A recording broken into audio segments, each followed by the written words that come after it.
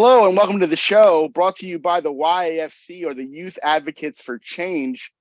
And the YAFC is a project sponsored by the Raise Center, which is a center devoted to supporting parent centers that support people with disabilities in making the transition from school to adult life, whether that be on the job, going to college or post-secondary options, or just trying to find their best independent life as independence mean and what independence means to them. And my name is Everett Deibler, and with me today we have two members of the YAFC, and I'm going to have one of them go first. So Erin, do you want to introduce yourself and talk about where you're from?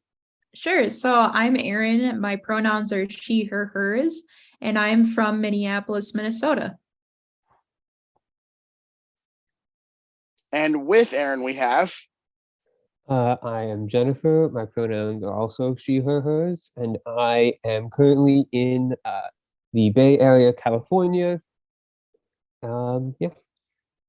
And thank you both for being here. And one of the cool things about this podcast is that it is really trying to bring the youth voice to topics that matter within the idea of making the transition from school to adult life. So we don't really have a script. We don't really rehearse these things. This is just honest and frank conversation about experiences and perspectives. And we hope as if you are a parent, if you are a young adult, if you are a parent center staff, we hope that you benefit from the conversations that we have on these episodes. And this episode today it's going to sound a little negative, I guess, in a way of like the impact of not having accommodations in place. But hopefully we can have a conversation that expresses or showcases the power of having accommodations. But for some people, that term accommodations might be new. So Erin, could you take a few minutes and take a stab at maybe defining what they are and like their possible importance to people with disabilities? Yeah, so I think we can start by just doing some examples because I think that can be a good way to understand the concept. So for example, like accommodations can be anything from, some of the things that I've experienced. So like when I was in high school, I actually used my iPhone to type notes. And so that was considered an accommodation. When I was in college, there was extended time to take a test.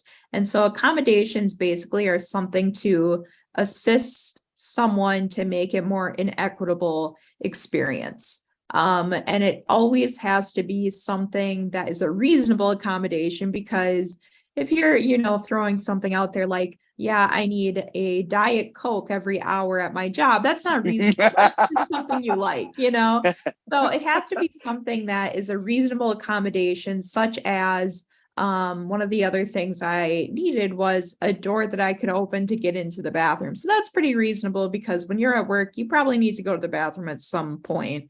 Yes. So that was pretty reasonable as far as the access I needed.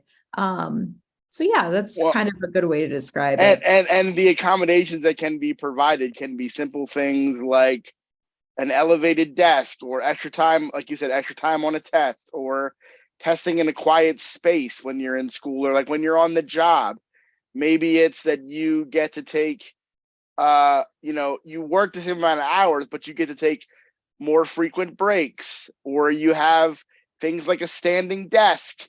Mm-hmm. It can be that you're allowed to, or that you're permitted to attend, sessions with a therapist. That's, not at work necessarily, but that you're supposed to be given time to attend those meetings when needed, and all those kind of things. Those are reasonable accommodations. And so when we're talking about those accommodations, Erin, you did a great job, but I see it as they level the playing field, right? They make it possible for someone with a disability, or they make it, I guess, it takes away barriers that could have existed and makes it possible for someone to thrive or have an equal opportunity in the academic environment or on the job. That's how, or go to the bathroom, like Erin said. Right?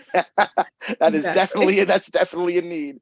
Okay, so it can be simple things. It can be software, and I bet many of you listening to this would have experienced or have worked with people receiving some kind of accommodation in spaces. And so we wanted to talk a little bit about, though, what it's like to not have those things in place and how that might inform people, professionals working with people with disabilities. Like those conversations can be a challenge, asking for accommodations, not getting them, and then kind of dealing with those consequences. So Jennifer, I'm going to go to you first and say, what was it like for you? And Erin kind of already mentioned some of the things that she used in high school, but what was it like not having accommodations while you were in high school or in your school experience? It was very difficult. And I think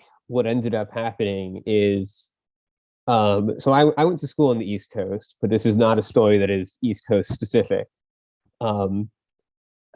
Once I got to high school, my high school was just fully unwilling to provide any accommodations.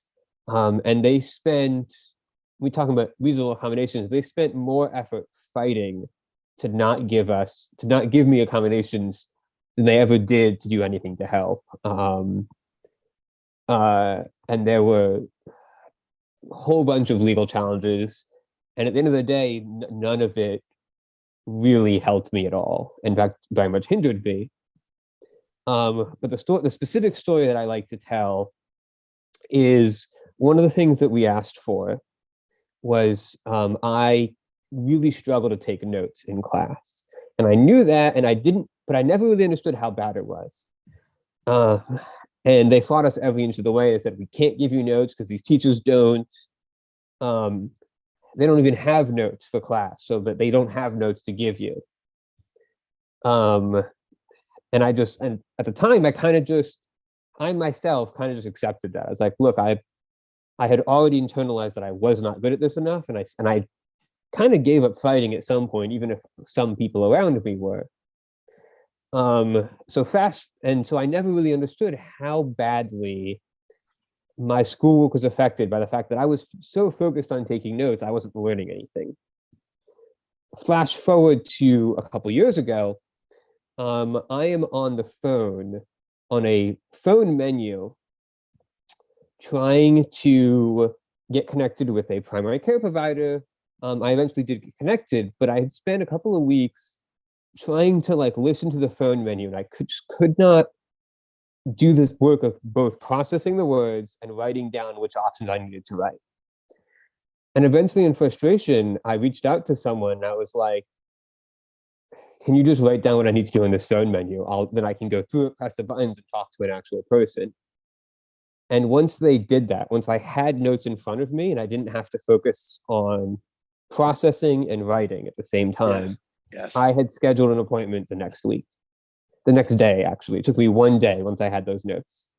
But the next week I was in talking to a doctor.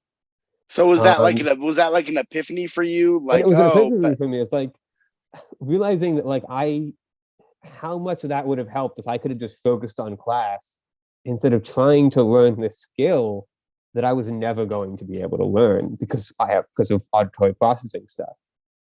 One helping you to focus on your strengths, right? Exactly. And find ways to make it work for you, right? The sort of thing that I always say, and this is not is a lot of people say that if you give a man a fish, they eat for a day. You teach a man to fish, they eat for their life. And the response that I always give is that you cannot learn to fish if you are starving, because you need patience, and you can't learn to fish on an empty stomach. And in my mind, that's the thing that accommodations do, is they fill up our stomachs so we can go fishing. Wow, that should be like a T-shirt or something. We need to make like a bumper sticker or like a meme or whatever. that I mean, well, I almost said that's a great story, but I'll put it is a powerful story, and I think a great message. And I think that if you're listening to this and you know that you're working with a young adult who may be resistant to kind of talking about their disability and what accommodations might support them, or understanding them, I think that an episode like this can be really powerful, and stories like that from a young person talking about that power and I guess or the power of accommodations and the one other thing I want to maybe have Aaron touch on is maybe experiencing this kind of thing at work, and maybe you have your accommodations in place now, and maybe you always have, but can you talk about some of the dialogue or maybe some of the things that you may have faced kind of Yeah. seeking your first professional job, kind of what the realities are? Because Jennifer touched on this in a school sense where the school is like, no, and it's like, and everybody's probably like, wait a minute, there's laws that say you must do this, right? But some people they just resist. And so do you have any experiences around employment and that kind of experience, or just having barriers, places you don't need them? Yeah, I think I never want to say that, this world is thankful for COVID. I don't think anyone would say that necessarily. But I think what it has taught us is the flexibility in working from home for certain jobs. And I think that's what really opened up my world as far as a job search, because in Minnesota, there's days that are definitely weather preventative to getting to work, even though my work is very close to me. So that definitely opened it up for me. And there's some days where I do have really high pain days, and staying at home gives me the accessibility to do what I need to tolerate that. And being in an office, you can't necessarily just be in pain and deal with people necessarily. So in that sense, that I can do my work the way that I need to and get over some of those days that might not be the best.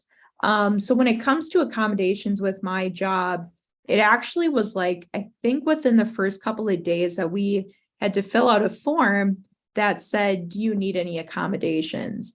And ironically, the form, I think, only had like 300 characters. So it gave you a very short little thing. You're like, wait, to fill let out me accommodation. list all the ways.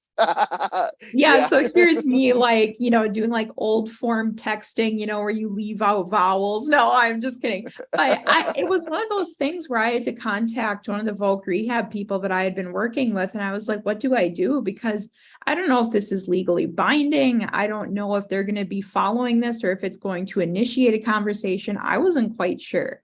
So I worked with them to come up with something which was really helpful. And they actually came up with a meeting, and there were two people in the meeting that helped me put together this, that if it was something legal or if it just was initiating the conversation, it gave them the right start to have that conversation. And so long story short, I didn't actually need as many accommodations because I was able to work from home.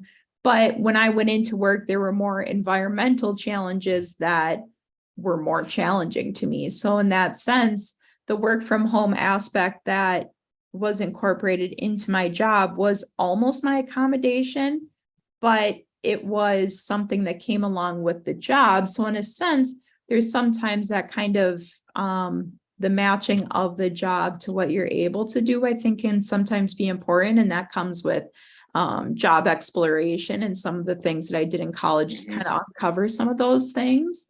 So that was a big help. But ironically, just being in the office the days that I am for big meetings or whatever, I've actually been helping them with patient access as well, because when I'm in the building, it's like, if there's something that's not going to work for me as a power chair user, it probably won't work for other people. And so I've been able to, work with some people within my organization to not only, make accommodations for myself, but also others and patients who come to our facilities.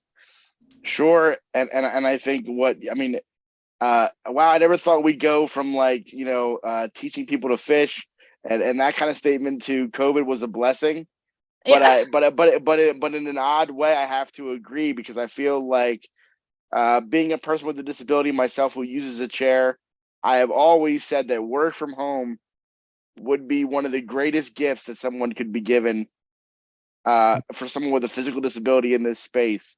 And now it's like it's becoming what everybody wants. And so I feel like our community is almost laughing like, haha, we told you this would make it easier, right? And I think that You were so right, because I can remember my first job ever was actually working at a tourist place. It was like a retail store that thousands of people would come to on vacation every summer. And I had to work in a particular space that I could manipulate and be around and be a part of the team. But they had to find and carve out the right spaces to be for me to be the most effective employee, right? That I could be benefit to the employer, but also do a job that I felt was like, I'm earning my keep here. And I can, but it takes skill and time to get that kind of conversation in place. So one of my questions would be, um, Jennifer, do you have any tips for someone looking for accommodations, whether it be at school or at work? Like, what kind of advice would you give someone about expressing what your accommodation needs might be?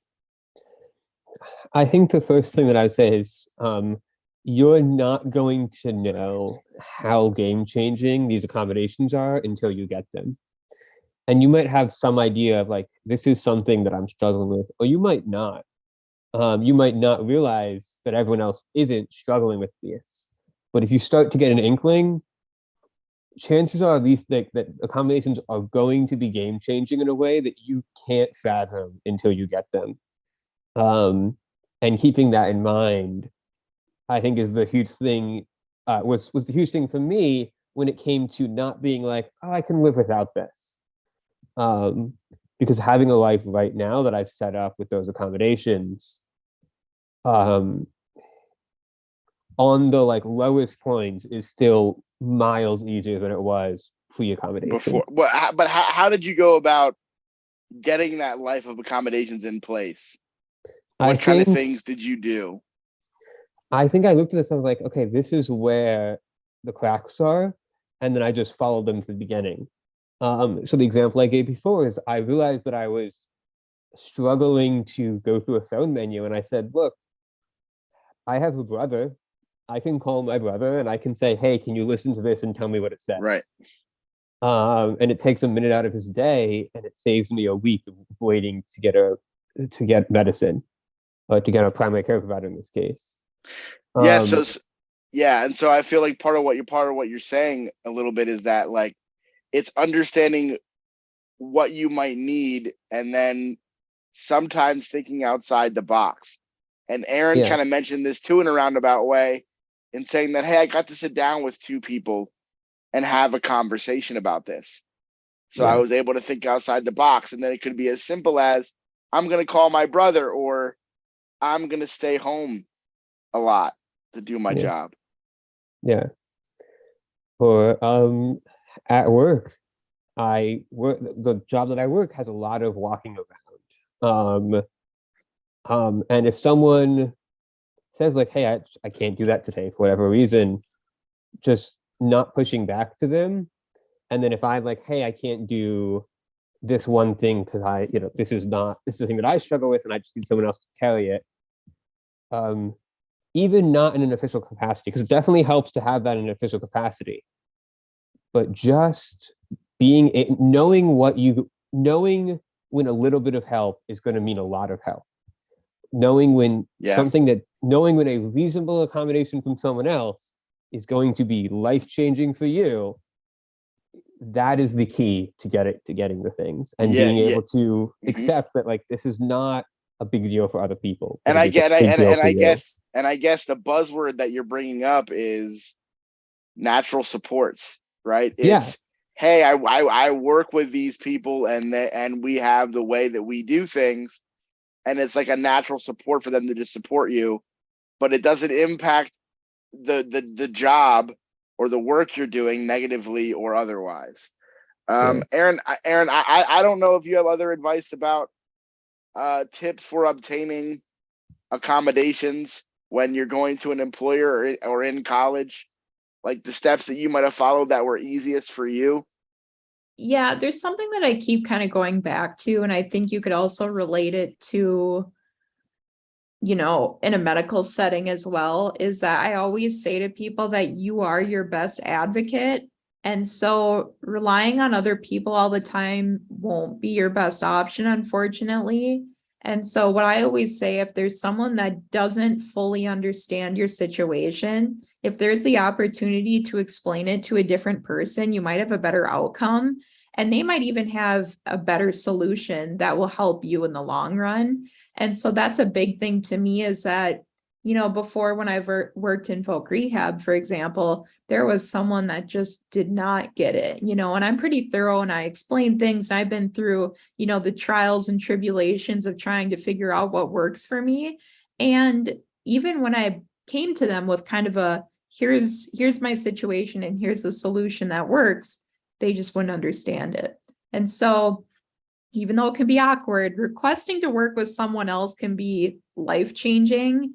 And, that's the difference between, being able to get a better grade on a test. Or even one time, I went to school in the desert and we would have these, torrential, downpours of rain. So all the streets would flood and I physically could not get to class because, I would destroy my power chair. And so my accommodation, I told them, was like, when it's, the streets are flooding, like I can't go to class. So, I can't have points taken off because I physically can't go to class. And the person said, everyone has to go to class. And I was like, well, but I physically cannot go there. And when I switched, they totally got it. I didn't even have to explain it, So like accommodations like that, I think a lot of it comes from, not only being a really good self-advocate for yourself and having kind of that problem solution presentation for that person, but also just, working closely with them and kind of following through as much as you can.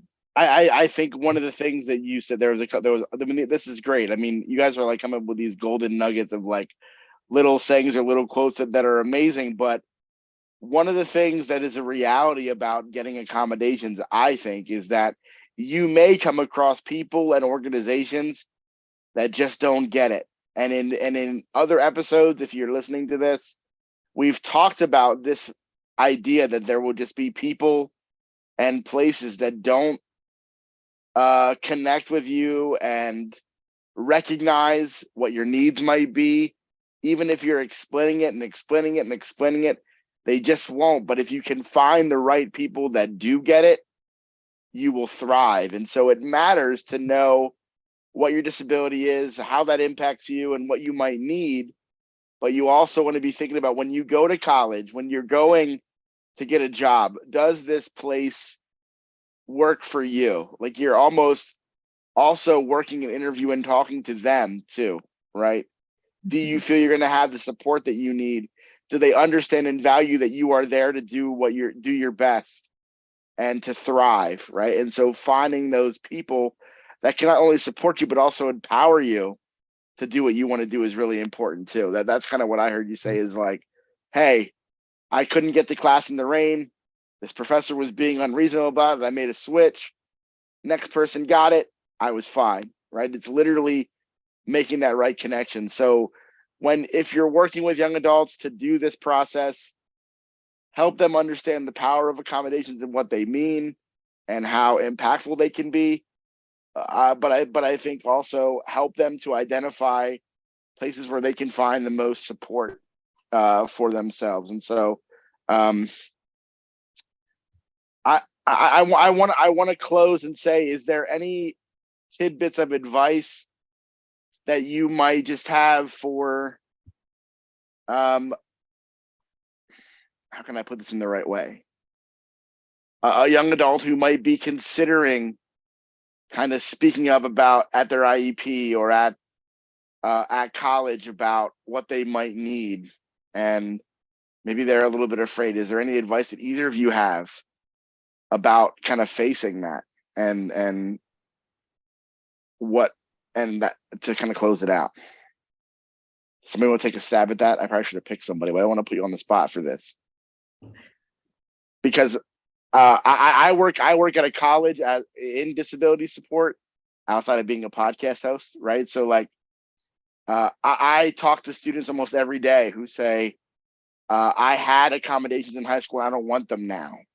I don't want them here. I don't want that with me. But or they're afraid to tell you what their shortcomings might be or what what their needs might be. I don't want to use the word shortcomings, but like somebody who's like, look, I just don't want to admit this and say it out loud. Would you have some advice for them other than accommodations are great? Is there other advice you would have or other thoughts you would have? And maybe that's too hard of a question to ask at the end of this time.